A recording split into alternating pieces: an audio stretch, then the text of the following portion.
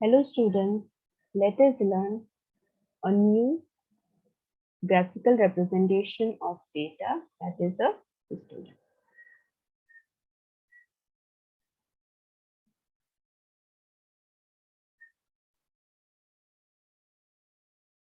So we know that a histogram is a graphical representation that organizes a group of data points into user-specific range. Then this is a form of representation like a bar graph, but there is no gap between the class intervals. That is, it is used for continuous class intervals. So this is an example of a bar graph. If you see that these are a rectangular bars, just as we had in case of a bar graph, but in bar graph there was spacing between the two bars, and we had also learned that we need to keep uniform spacing between different bars. But here in this case, there is no gap. Okay, it is continuous.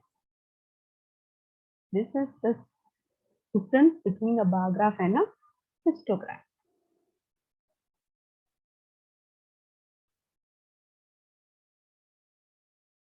Now they've given us a data and they've told us how to represent it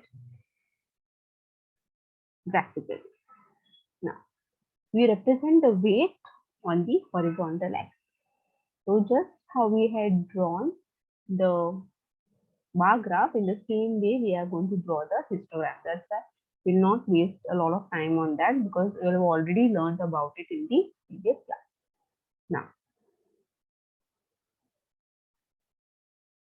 Now, since the first class interval is starting from 30.0 and not 0, we will use a kink. Now, we can see this mark over here, which we call as the kink. This is the kink. Okay. Otherwise, we will have to start from 1, 2, 3, and it is going to take, the graph is going to be very long. It will not be very good. Because of that, we are using a kink so that we can directly start from 30. We represent the number of students, that is frequency, on the vertical axis. The vertical axis is called the y-axis. Okay. Now, since the maximum frequency is 15, we need to choose a scale to accommodate the maximum frequency. Just as in the previous cases also, whenever we select a scale, we need to keep in mind the number of the maximum number, and then we need to do that. Now, we draw rectangles or rectangular bars of width equal to the class size and length according to frequency of the corresponding class interval. Now, for example, the rectangle for the class interval 30 to 35.5 will be one of width 1 centimeter and length 4.5. So this distance is of 1 centimeter.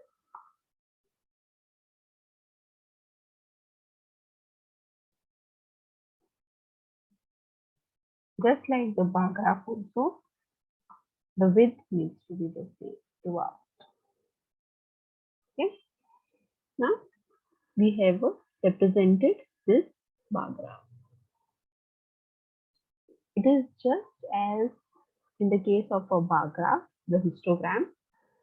Only the thing is that the class intervals need to be continuous.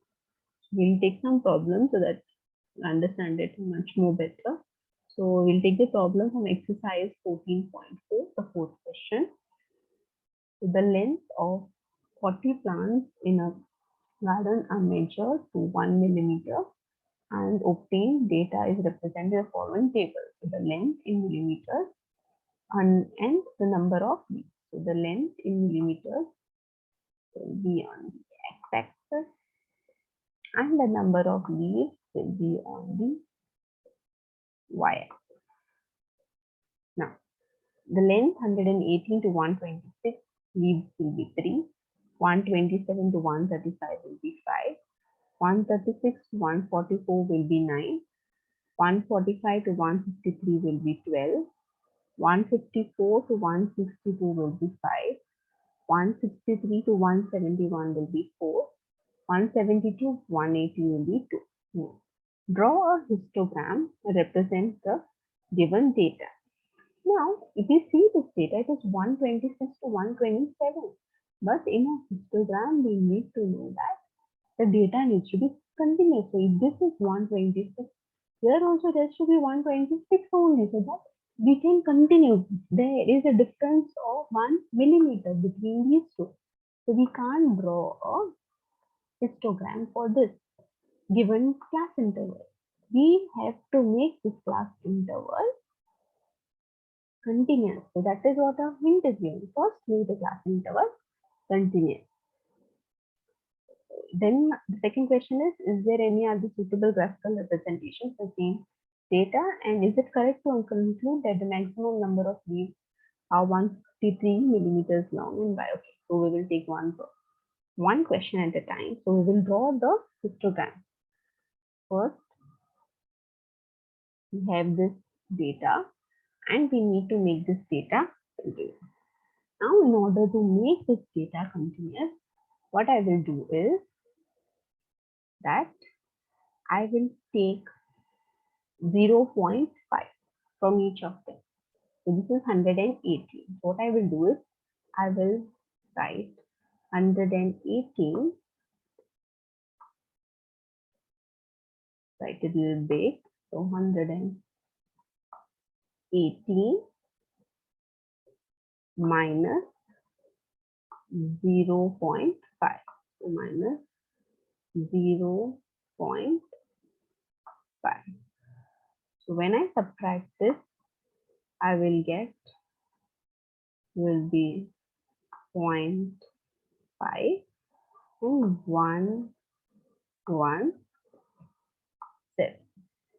This is how I'm getting 117.5 to 126.5 because I have taken out 0.5 from here.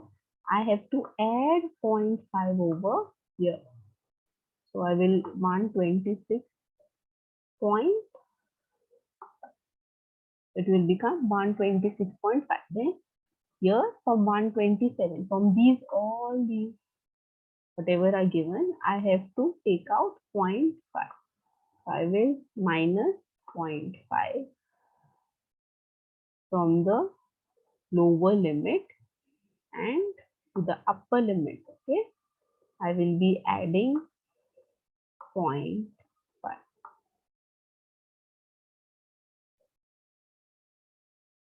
I will be adding 0.5.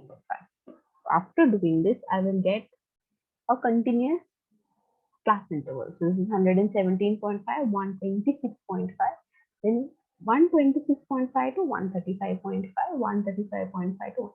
So this way I am able to get the data which is now in continuous. Now, keeping these numbers in mind, I can easily construct my histogram. So I'll just erase this.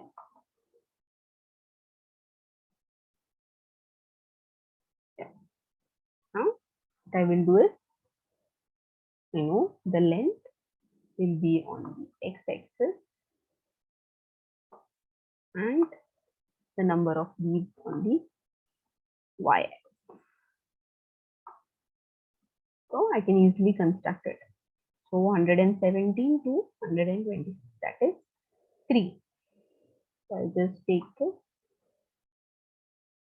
it up to 3. And here also I know 126.5. Take my ruler up to 3 and I draw this. I draw this line. Now 126 to 135.5 is 5. So I take my scale here. It has to be at 5. So now here, which is at 3, I need to increase to 5 and then I draw this way because the class interval is up to 135.5. From 135.5 also I need to draw a line.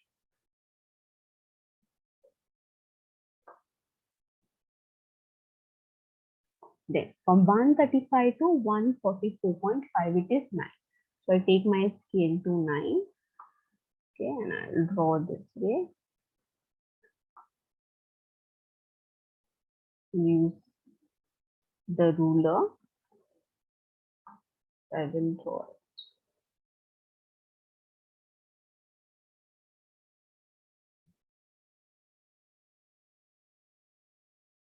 Now, then from 144.5 to 163.5, it is 12.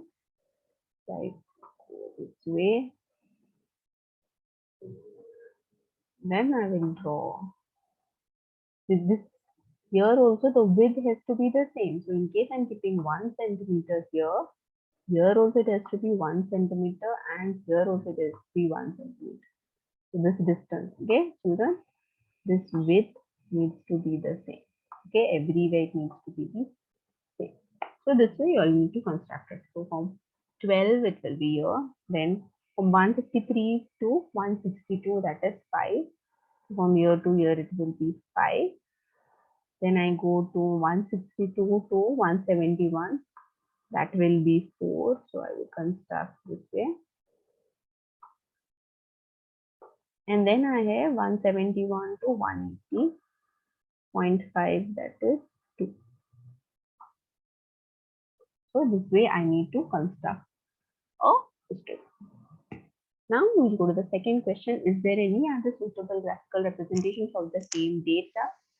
And we can use it, we can represent the same data using a frequency polygon.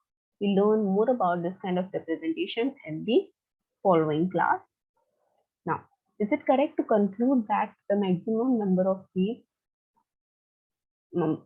are 153 millimeters long? Why? So it is not correct to conclude that the maximum number of leaves are 153 millimeters long, because it lies between the class interval 143 to 153.5. Because here we are not just taking one number like in case of a bar graph. We were taking the class interval. So there has to be a lower limit and upper limit in order to form the bar. Okay, we require both in order to form the bar. We'll go to the next question. So the fifth question from exercise 14.3. The following table gives the lifetimes of 400 neon lamps. The lifetime is given in hours, that is 300 to 400, 400 to 5. Here we see that the graph, the class intervals are continuous and the number of lamps 14, 56, 60, 86, 74, 48. Represent the given information with the help of a histogram. And the second question is, how many lamps have a life of more than 400 hours? Move to the next question. We will represent it using a histogram.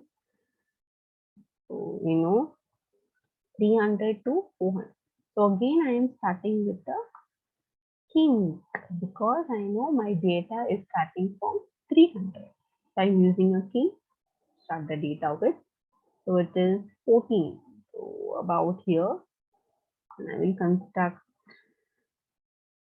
So 300 to 400. It should be this way. Then 400 to 500 is about 56. So 56 is something here. So again, I take my pencil, the help of a ruler. You'll need to keep in mind the scale, children, the number of lamps. So see which is maximum, that is 86, and you need to have 90 because I just can't stop at 87 or 86. So you will need to take a proper scale. So this way, if you take, it will be very easy for you to directly. So this way, you need to construct the histogram. The second question: how many lamps have a lifetime of more than 700 hours? So for that question, we just see, you can see that these lamps, okay, they have a life of more than 700 hours. So that is 74 plus 62 plus 48. So this number we are getting from here. Okay, there is a number of lamps, that is 74, 62 and 48. So on adding that, we're getting 184 lamps. In today's class, we have studied about histogram. So what was a histogram and how it differed from a bar graph. And we need to keep in mind whenever we are drawing a histogram, there has to be a continuous class interval. Thank you, students.